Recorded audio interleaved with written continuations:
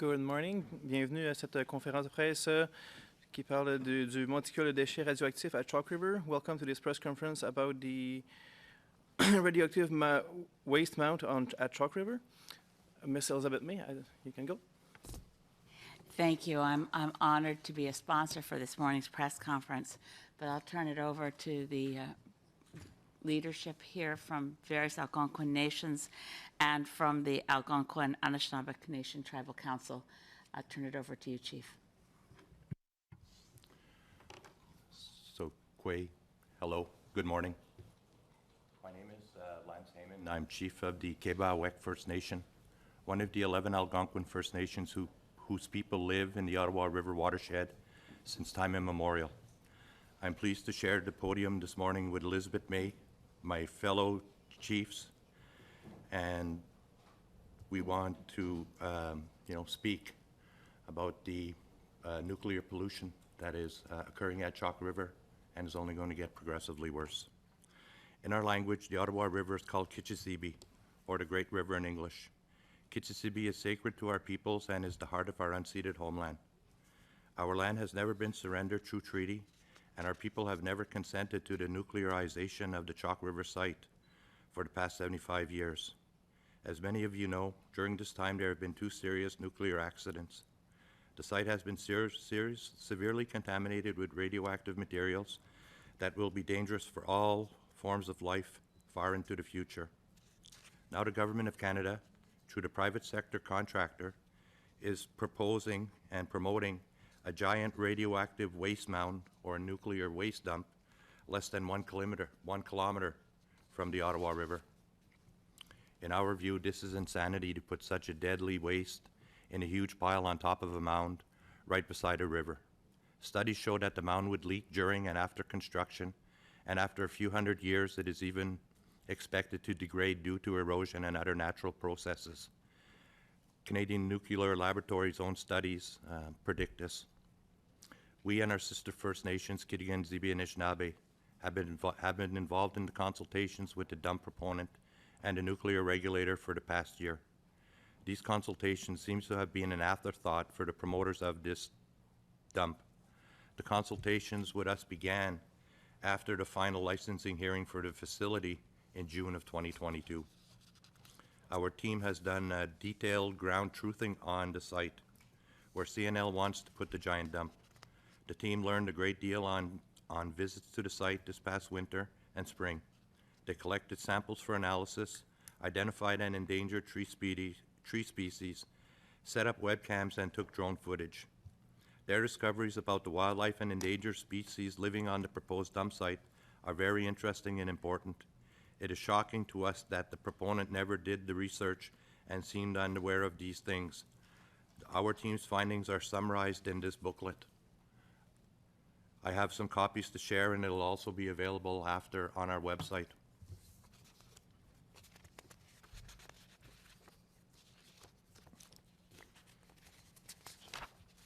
I'd like to be clear. The Kebaowek First Nation does not consent to the construction of the radioactive waste dump on our unceded territory. We believe that the consultation process has been inadequate and that our Indigenous rights are threatened by this proposal. The United Nations Declaration on the Rights of Indigenous People says that Indigenous people must provide their free, prior, and informed consent before radioactive waste is stored or disposed of in their territory. We have not given our consent. Many of you may have seen last week there was an announcement by CNSC in that it had signed an agreement and had received consent from the Algonquins of Wiikwemkoong. It's a rather, a tough situation, and we're kind of, feeling hurt in that they would, proceed, to give consent when they are only but one voice of the Algonquin Nation. We represent the other 10 communities of our nation, and we are here, to unequivocally speak to the fact that we do not support and will not provide consent for this project. Kebaowek First Nation is calling for the NSDF project at Chalk River to be cancelled. The focus at Chalk River must be to shift to real cleanup of this site that does not leave a toxic legacy. In closing, I just want to, remind everyone, especially, people, Canadians living here in the Ottawa area. This nuclear site is already leaching radioactive pollution into the Ottawa River in the form of tritium, which is radioactive hydrogen. And it's only going to get progressively worse. And there's no treatment for tritium. So CNL and CNSC will tell you that they are going to build a treatment plant. But, in our world, we've learned that you never build your treatment plant above where you collect your drinking water. And this is precisely what CNSC is going to do. They're going to build a water treatment plant to try and eradicate irradium out of the radioactive water. And then they're going to put it into the Ottawa River where all the folks here in Ottawa are going to be drinking it. We need to wake up, take our head out of the sand and recognize what a danger Chalk River poses not only to the Algonquin and the Anishinabeg people, but to all Canadians, especially those living in the Ottawa-Gatineau area. I'll now turn the mic over to Chief Whiteduck. Thank you. You got Chief Haymond. Kwekakana. Minawshiba. Ogama Waba Shashib, Indigenous, Kitigan, Zibi, and Donjaba. Greetings, everyone. My name is Dylan Whiteduck. I'm Chief of Kitigan, Zibi, and Anishinabeg. And it's an important matter to be speaking on this here today. Along with Kebaowek First Nation, we were singled out last year for consultation after the final licensing hearing for the nuclear waste dump wrapped up in June of 2022. We have many concerns about this proposed nuclear waste facility called the NSDF. We are concerned about the site for the proposed dump. At no time in our consultations has anyone provided any justification for putting it so close to the Kitigan.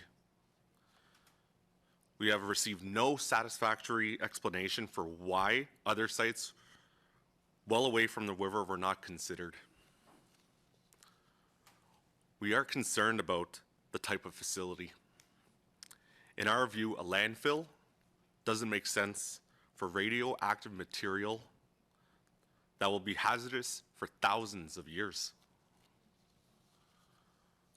We are concerned about the addition of the new harmful impacts that this may cause on top of existing effects from the 75 years of nuclear initiatives at this site. The Chalk River nuclear site was created without free prior consent and informed consent. We have never agreed to this, and it continues to be operated on the unceded territory. We have consistently expressed our opposition to further nuclear development in our Algonquin territory. We are concerned that the CRL, the site, is contaminating the surrounding lands and waters with radiation and other hazardous materials. We worry about the radioactive materials getting into our air, our sacred waters, and affecting the wildlife and health of our peoples. We are concerned that the deforestation and blasting to create the new dumps threaten endangered species, such as the wolves, Blandings, turtles, and the black ash trees, all of which are potentially species at risk. And we are concerned about losing a loss of a spiritual site that is very important to us, such as the Oiseau Rock, which is referred to as settlers as Bird Rock. In Algonquin, it's known as the Migizi Kishikabenkan, a point at Bupten due to the nuclear hazard. In our final joint submission with Kebaowek First Nation, we point out that the federal government has failed its duty to consult with us. We also point out that approving this dump would violate UNDRIP, the UN Declaration of Rights of Indigenous Peoples, as already mentioned by Chief Lance Haymond. And in conclusion, I echo Chief Haymond's statement that we do not consent with the construction of the NSDF in our territory. We believe that consultation has been inadequate and that our Indigenous rights are threatened by this proposal. Thank you for hearing me out, and this is a grave concern for our people and our nation. We do not consent to this, as Chief Lance Haymond referred to, and we need to be properly consulted with respect to UNDRIP and all those who are moving along this process without prior consent. Miigwech for hearing me out, and I hope you understand our concerns for the future of our territory.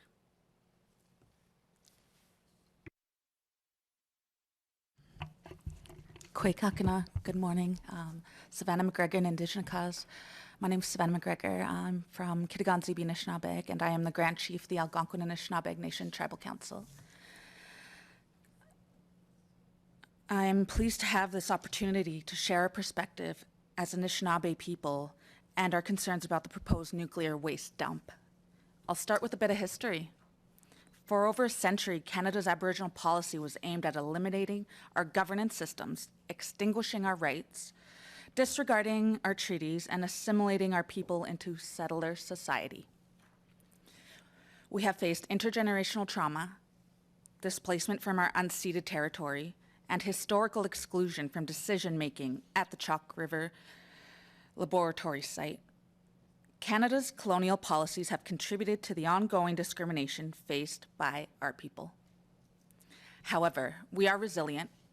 We continue to resist colonial erasure. We are actively working at revitalizing our traditional knowledge, language, practices, and laws. To do this revitalization work, we must connect with the land, as it forms a central part of our Anishinaabe identity. The Algonquin people have a stewardship vision for our lands and waters. We aim to ensure that all forms of life can live free from threats and potential harm across generations, 7 to be exact, in a healthy and safe environment. In our Anishinaabe tradition, women are keepers of the waters and men are keepers of the fire. Men's fire-keeping teachings include the earth's internal fire. Traditional knowledge teaches that the heat from the burying of nuclear waste would change the earth's internal fire, and that the nuclear energy leaching into the water and then flowing into living forms would disturb all life. But no Algonquin communities were ever consulted about the construction of the Chalk River nuclear site. Now, our communities are expected to accept in our territory the waste that this facility has generated, as well as other waste brought in from elsewhere. It is known that the proposed waste mound would leak radioactive materials into the Ottawa River, or Zibi. This is not acceptable to us. Algonquin and Anishinaabe people deem water sacred. It is the element of life that circulates through all living beings and ensures all life on Earth. We continue to prioritize protecting the Zibi and its water, the sacred wealth, from any threat to its well-being. That is why we strongly oppose this ill-conceived plan and do not give our consent for its construction. Algonquin and Anishinaabe people are not alone in opposing this giant radioactive waste dump at Chalk River. Hundreds of civil society groups and individuals have spoken out against it. Over 150 municipalities have passed resolutions of concern or opposition, including Gatineau, Ottawa, and Montreal. And the Assembly of First Nations passed a resolution opposing the dump in 2018. So many voices are calling for a halt to this careless plan, but will we be heard? I sincerely hope so. And it's hard to even grasp the fact that this is a conversation that we need to have and a fight that we need to push forward with, and we just need to combine our collective efforts until the postponed hearing comes about. So until then, let's work together and rally to help put an end to this. Miigwech. I'm going to now turn to, on the Zoom screen, we're joined virtually by Grand Chief Lisa Robinson, also Chief of the Wolf Lake First Nation, turning to the screen, Chief Robinson. Okay. Kwekakina, Lisa Nadijnikaz, Mongdo Dem, Megan Zagayigan, Nadojaba. Good morning, bon matin. Greetings to my colleagues and the leaders and to each and every one of you here today to hear our concerns. I am Chief Lisa Robinson of Wolf Lake First Nation and Grand Chief of the Algonquin Nation Secretariat, which includes the First Nations of Temiskaming, Wolf Lake, and the Algonquins of Barrier Lake. I bring to you greetings today from the top of the Zibi at Temiskaming First Nation. The disposal of nuclear waste and its potential impact on Aboriginal rights is of great concern to the Anishinabeg Algonquin Nation. Future generations will have to contend with decisions being made today. You see, as leaders and people here today, it is our duty to preserve and protect Mother Earth for future generations. We cannot risk the destruction of Aki, Nibi, land and water, which are sustaining for all of the life beings. Protection of water is of the utmost importance to First Nations. Water is required for life, and therefore any disposal facilities must meet the highest standards of environmental and water protection. Yet, we have learned that the proposed near-surface disposal facility does not meet international safety standards.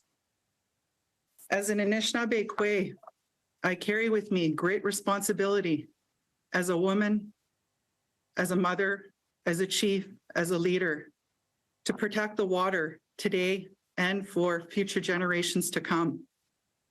As women, we are responsible for the water teachings and the protection of water as it provides for all of creation. In Anishinaabe worldview, we have an inherent responsibility as the caretakers of the earth. And that inherent responsibility is one of our inherent Aboriginal rights, which are protected by the Canadian Constitution, Section 35. We support and recognize the declaration made by the Iroquois Caucus and Anishinabeg Nation in 2018.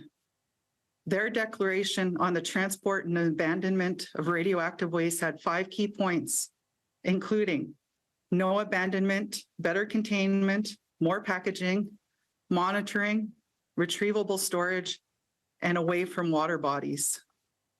The near-surface disposal facility would fail to meet all of these key points, but most concerning is the close proximity of the proposed facility to the Zibi, the Ottawa River, less than 1 kilometer. We do not agree with the near-surface disposal facility proposed on our tidal territory along the Ottawa River. Our nations have not been meaningfully consulted on this project, which will clearly impact our ability to exercise our Aboriginal and tidal rights. Meaningful consultation requires a process of seeking, discussing, and considering carefully the views of our members in a manner that is cognizant of our Anishinaabe values. Consultation with Canadian nuclear laboratories has been sorely inadequate. Despite this lack of consultation and accommodation, the nuclear regulator seems poised to approve the project without our nation's consent. We view this process as clearly inconsistent with the federal objective of advancing reconciliation and not in keeping with the Crown's duty to act honorable in all its dealings with Indigenous peoples. Miigwech, merci, thank you. Merci. Et Miigwech, I'll only add a few words. C'est clair qu'on doit souligner que les Premières Nations algonquines n'ont pas été consultées de manière significative. Pas du tout. Et l'industrie nucléaire, comme toujours, a l'idée qu'elle a le pouvoir d'exiger que toute la nation du Canada accepte les risques nucléaires et dans ce cas, va déterminer d'avoir un dépotoir de déchets radioactifs plus proche à la rivière des Outaouais, qui s'appelle en algonquin la Zibi. as someone who is standing here in solidarity, I just want to underscore that when Canada said we believed that we would uphold the United Nations Declaration on the Rights of Indigenous Peoples to free, prior, and informed consent, I don't think we had in mind that SNC-Lavalin would once again get its way. By the way, SNC-Lavalin is the primary shareholder of Canadian Nuclear Laboratories. And thank you again to Chief Haymond, Chief Whiteduck, Chief McGregor, and Chief Robinson, and they're available for your questions. We'll now proceed with the question period. As a reminder, one question, one follow-up. We'll start in the room, then go on Zoom. People on Zoom, it's now time to use the raise hand function if you have any question. Nous allons maintenant passer à la période de questions. Une question suivie. Nous allons commencer en salle et puis ensuite sur le Zoom. Les personnes sur le Zoom, si vous avez une question, utilisez la fonction main levée maintenant. Nous allons commencer par Fraser Needham et PTN. Thank you. So I note that just from reading other media, that the hearings were paused last year to have, I guess, more consultation. Have you actually had any more consultation with the site holders since then, or is it just, what was the follow-up since then, I guess? So the procedural order granted by the commission gave us 6 months extension for us to be able to review some of the material, do some of our own studies, and come back with, information. It became clear quite quickly that 6 months wasn't enough time. The amount of information that had been accumulated by CNSC over the course of the last 6.5 years related to this project indicated that we should have been consulted early on, and that didn't happen. And asking, us to do a full literature review, plus our own studies within the 6, and with the granting of the extension 8 months, was not realistic. But in that time frame, we were able to go in and do some studies on the ground. Being better consulted with by CNSC, that did not happen. I mean, we had challenges right from the get-go following the procedural order. We had challenges negotiating funding agreements, which took, time. When we were on site, staff were obstructionist, made it very difficult for us to do studies. So while we were able to do some work, it wasn't through any effort made by CNSC and the partners.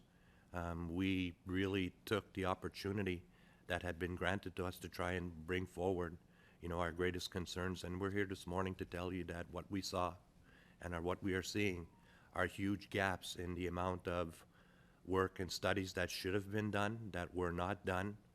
And with our findings, we're realizing that there are huge gaps. And based on that reality, there's not an adequate time for us to have been consulted. Therefore, it's hard for us to make an informed decision and, provide consent. So in essence, we did get the extension, but not quite enough time to do, the kind of consultation, the deep consultation that would have been required to meet the thresholds of the United Nations declarations on the rights of Indigenous people. Okay, and just as a follow-up, I guess a lot of the concern, of course, is the proximity, closeness to the Ottawa River. If this site was located further away or another area, would that be more acceptable, or is it just the basis of having nuclear waste site located on this land?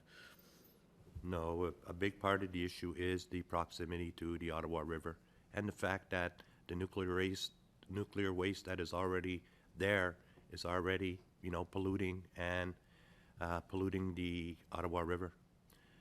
If there was another site selection, again, we'd want to go through the full process of understanding and mitigating the potential impacts. But the problem with this particular project is that there was no alternative site presented. It was simply, here's where we think it is the best place. But were it to be moved away from the Zibi and in an area where it would have less impact, we would most certainly, want to look at that. because at the end of the day, I think we all have a responsibility to manage this waste. We just don't believe that it should be buried in a nuclear waste dump less than a kilometer from the Ottawa River. Thank you. On va passer à Nelly Aberola de Radio-Canada. Oui, bonjour. Kwe Kakena. Je voulais savoir quelle était la suite finalement. Qu'est-ce que ça va donner? Il va y avoir une audience le 10 août et ensuite, qu'est-ce qu'on espère? I just was wondering what was the following after that. What are you going to do with this? I know that there is something in August 10, so I was wondering what is the next step? Thank you.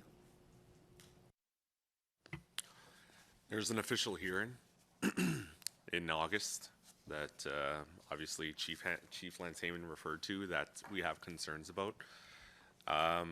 This group, that's what they say is an arm's length from the government of Canada. Clearly it's not. It's the federal government has the fiduciary obligation to consult with First Nations, not an arm's length corporation that assumes that responsibility. It works. This whole process has been working backwards. You have an organization that wants to have this happen, yet they're the ones steering the consultation process and steering the hearing and steering this. So there's not a third-party body that's moving this forward. It's all this one organization, which is totally flawed. It's a true David versus Goliath story in terms of First Nations versus a group that had worked on this for many, many years, and we were only given 6 months. And the fact that they want to have this hearing by virtual means is very disgusting. In the reality that there is no more COVID, we had to do this hearing during COVID last year, and we just don't understand why the hearing is held virtually. It just doesn't make sense. You know, we had this opposition, we had this hearing last year in person, and it's just flawed, this whole process. And like I mentioned earlier, it's Canadians, and Chief Haymond referred this. Canadians and the citizens of Ottawa should be scared of this. I'm very shocked that the citizens of Ottawa are not aware of this. I speak to many citizens of Ottawa, and they never heard of a nuclear waste disposal 2 hours away from their home here. You asked the Prime Minister himself, would you drink the water from the Ottawa River? Would you let your kids swim in the Ottawa River with a nuclear waste disposal? Would you let all the MPs that sit in the House of Commons, would you swim in the water knowing that there's actually a nuclear waste disposal and a store and waste disposal right around the corner? We have legitimate concerns about this. We've been here for millennial, the Algonquin Nation and our people. We're still here, and we're going to be here for another 1,000 years. We don't want to deal with this contaminants that will be poured into our river, the Ottawa River, the Zibi, the Great River. That we have so much history with this river. So much history is embedded in in our history as the Algonquin people in this river, and it's unfortunate. But you know, they are putting this here, and they're slamming it down our throats, and we have nothing to do that we can stop this. Maybe one more question. I know that you are working of a kind of project of protection of nature. I was wondering, does it mean that now the only choice is to protect the Ottawa River as well, like in justice, protection? All across Canada, we're hearing rivers are getting protection, they're getting names, they're getting identity. The Ottawa River is one of the most historic rivers in this country. One of the most historic rivers in this country. And this river deserves that same entitlement as other rivers across Canada. And I defer to Chief Robinson for additional comments with regards to a name and keeping it sacred. Yes, absolutely. You know, the Zibi, we are the people of the Zibi as Anishinabeg Algonquin. And, you know, in our worldview, it is our responsibility to ensure the protection of that water and also the land that with it, because in balance, those two aspects provide for all of our are all of life and all of creation and what's that which sustains us. So the protection of water is absolutely of the utmost importance for First Nations, but should be prioritized for everybody. Without water, you don't have life.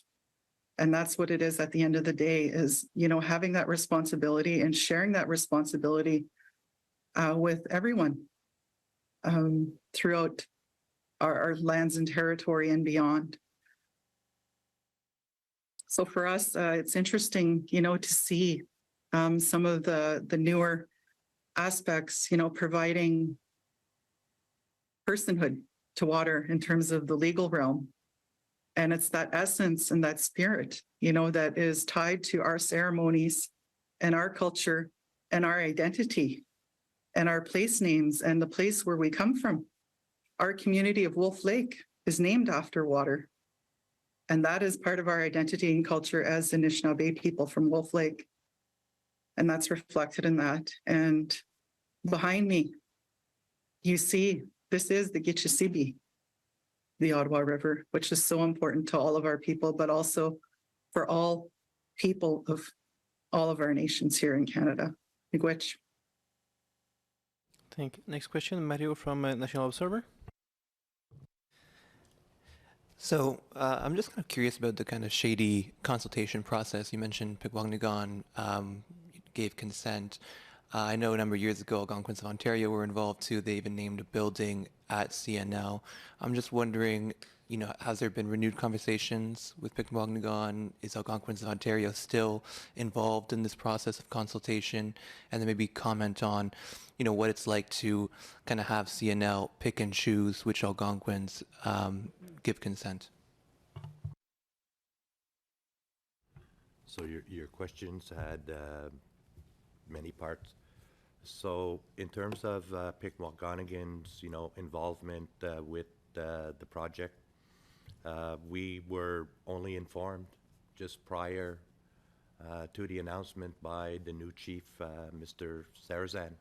He wanted to give us a heads up, knowing that our position was directly in contrast to the position of Wiikwemkoong. Again, we're troubled by that decision. We're on the ground, we're seeing the impacts on the fauna, on the wildlife, on the area. And, they have people who are supposed to be in there, and they have to be observing the same issues as we do. What we just see, is a continuation of colonialism. Governments or their entities have learned that, dangle a carrot, conquer and divide, offer something to one that is not afforded to the other, and create division. This is a prime example, of that happening. The sad part is that, it's a First Nation who seem to have forgotten, their responsibilities and their priorities as we've just described to you. Protectors of the land, protectors of the water, to give that all up and provide consent to a nuclear waste dump in exchange for a few baubles and the potential jobs. And read the press release, it speaks to, we will have a say in terms of the monitoring and eventual other projects that are online there. Again, smoke and mirrors. Unfortunately, baffled by promises of employment, of being able to monitor.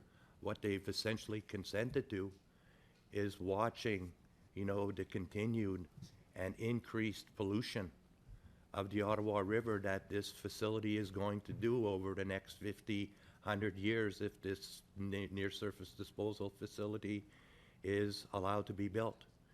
It already is leaching radioactive pollution into the Ottawa River.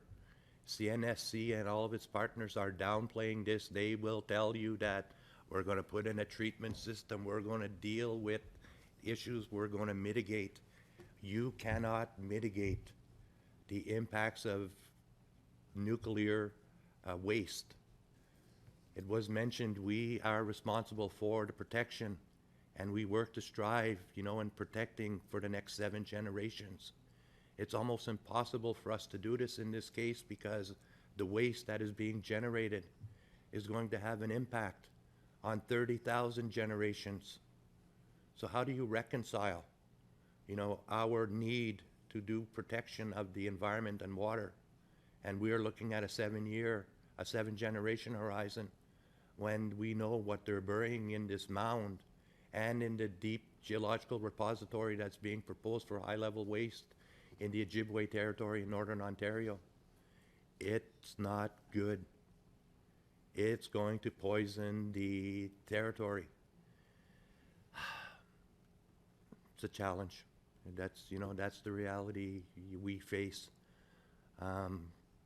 So, in the interim, we're going to do what we need to do. We're going to try and educate Canadians leading up to the formal hearing where we will present, our findings. And our joint submissions are available in the public domain, so I would encourage you to go out and read them as well. They really speak, to what we've seen, what we heard, what we saw.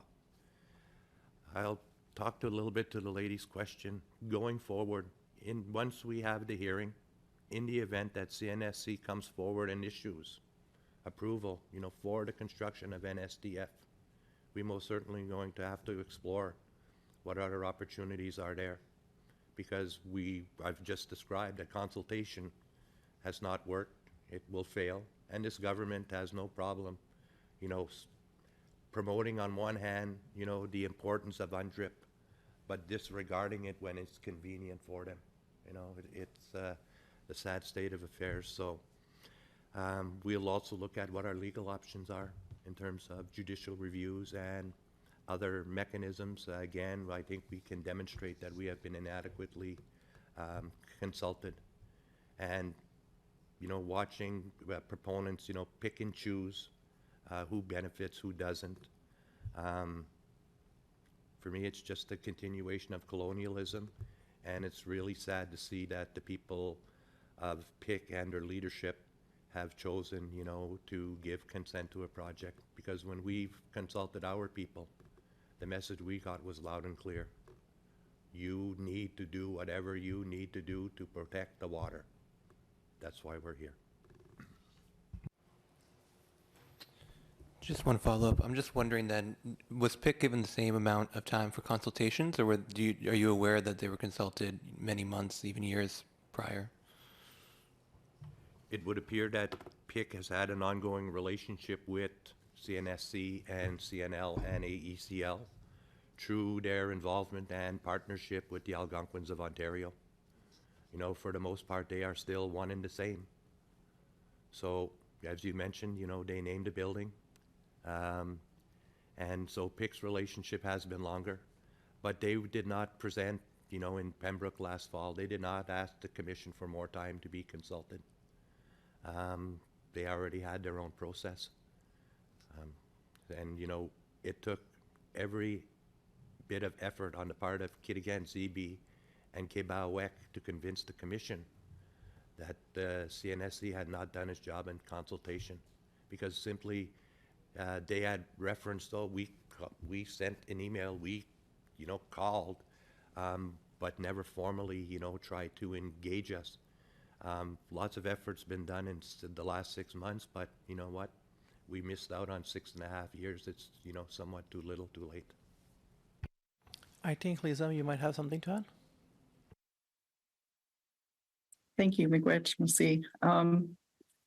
I think just to reiterate this consultation and with different Indigenous groups, I think at the end of the day, we can all agree that what we're seeing is that, this whole aspect of Canadian nuclear laboratories, them being the nuclear regulator, they're in a position where they're poised to move ahead with this project, regardless of anybody's consent at this point. And we can all, talk about how, this consultation process with all the different nations has been, sorely inadequate. And that is something that we can all agree on at this point, I believe. And I think that's something that, really has to be stated and put on the record. And it's important. because this involves all of us. Miigwech. Thank you. Next question, Greg Newing from the Pontiac Journal. Hi. So Chief Whiteduck spoke a bit about the potential impacts on the Ottawa-Gatineau area, and I think one of the general messages has been that this is not just the concern of Algonquin First Nations, but all of us sharing this land. So my question, I write for the Pontiac Journal, and just a simple question, what might be some of the impacts on the Pontiac area from this side of, if any of you could speak a bit to it. Thanks. Just because there's a line that says Ontario and Quebec doesn't mean that the impacts on the Quebec side will not be felt. It's the same impacts that will be felt on the other side as well. You got to imagine that our people didn't imagine there was a line there. That's an imaginary line for our people, and the fact of the Algonquin people and the Anishinabeg. It's an imaginary line. That's all it is. It's just a colonial boundary that separates Quebec and Ontario. That river is on both shores of Quebec and on Ontario. And Quebec's not even, the municipalities all along the river there are not even being included in any dialogue.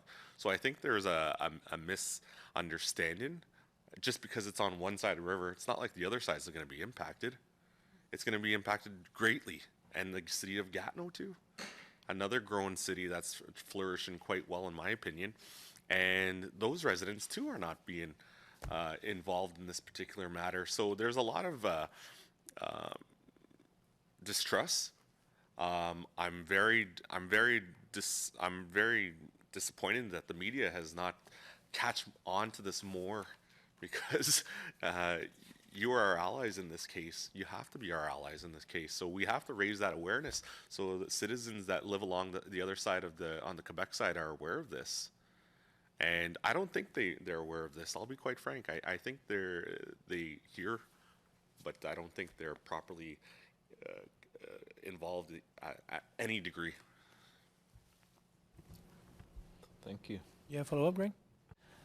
Yeah, maybe just one follow-up, and Chief McGregor also mentioned this as well, that there has been collaboration with municipalities, from what I understand from what Chief Whiteduck is saying. That must mean that it's been a bit more on the Ontario side. So I don't know if anybody could speak to potential ways that municipalities on the Quebec side could collaborate, could get involved.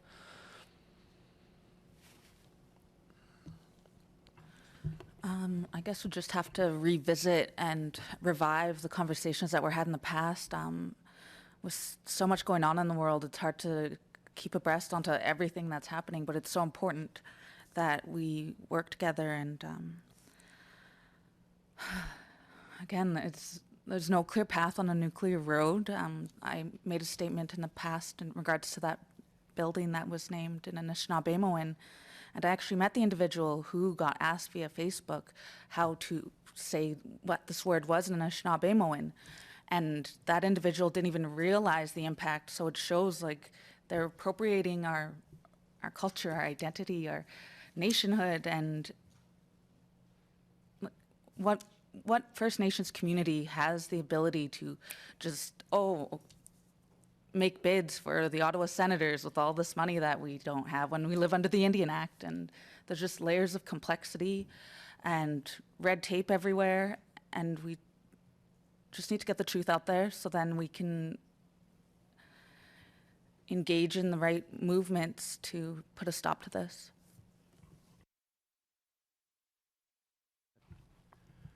So I would just like to mention that, look, in the Renfrew area, I mean, the issue is fairly well known. There are a number of non-Indigenous groups who are actively, opposing this project and bringing information to their populations. They have been allies, to the Algonquins in this process, in helping educate us as to, their concerns. They're making it known that they want to be involved and support us, and us actively using these groups, to facilitate getting information out. And I think, over the course of the next 7 weeks or 6 weeks leading up to the hearing on August the 10th, That is going to be our primary focus, is educating the non-Indigenous population in and along the Zibi, whether it be in Quebec or in Ontario, as to the potential impacts of the NSDF, what it's already doing, and the potential that it has to impact all of our lives in the future. If you take a look at our booklet and you take a look at, some of the animals that we're seeing there, the sick moose, the contaminated vegetation, the tritium levels in Perch Creek, which is leaching into the Ottawa River, we should all be sitting up and taking note, because this project will have huge impacts. It'll have impacts on the fauna, it'll have impacts on the land, it will have impacts on the animal, on the winged creatures, on the insects, the frogs.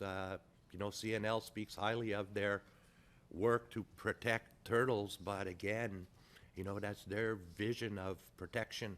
What we see when we go there is we see a trap that they've created, which, forces the turtles to be stuck in one place where they're easily predated by species who depend on them. And, they're surprised when they're tracking receivers on these turtles, go dead because they believe that, they've done a great job. Western science and traditional knowledge has a role to play. What we see a lot of with NSDF is Western science. What's really lacking is when we go in and we get on the ground, there's a basis for us to provide, traditional knowledge as well, which is just as important and just as vital as Western science.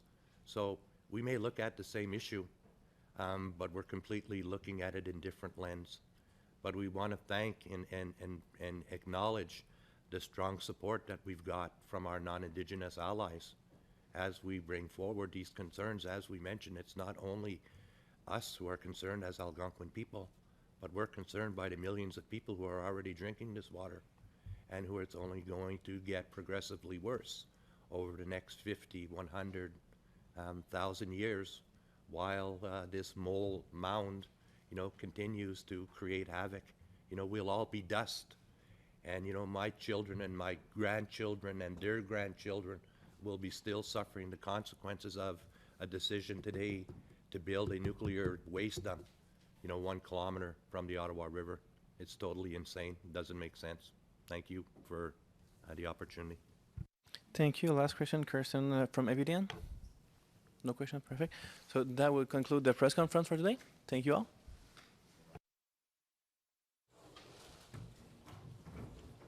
Miigwech, Chief Robinson.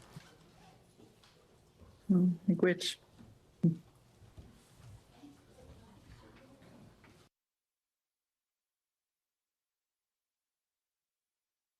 Recordings